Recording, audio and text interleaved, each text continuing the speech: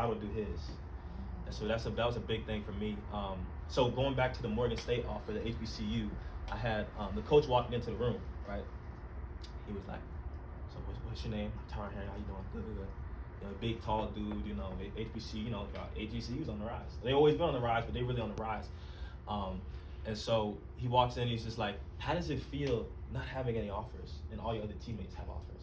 We kind of like size me a little bit. I feel like, you know, because I went to a school where this kid who had offers from Alabama and Tennessee and Florida State and all these different types of schools that wanted him, and then you had another player, Utah, University of Michigan, and all these different schools that you think of going to. They all wanted, different kids, and I had zero, So it was one of those things that you could feel disrespected, but I really analyzed what he was saying, and so this is what I told him. I said, no, not really, because if I do my part, God will do His part.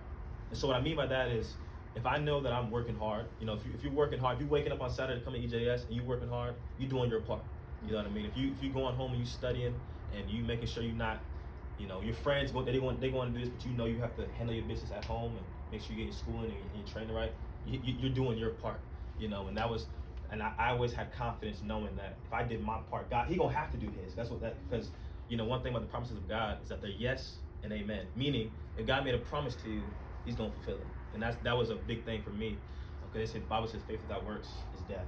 So you have to do your part. And I knew if I worked hard, if I woke Tom Tyrese up and say, throw me the football, throw me the football, even though they didn't like it, I know I needed it because I need to make sure I'm doing my part. And they would be upset, but they still did it. But I just knew I had to train, I had to study, I had to make sure I was a part of the right crowd. I had to make sure that I was doing extracurricular activities. Not just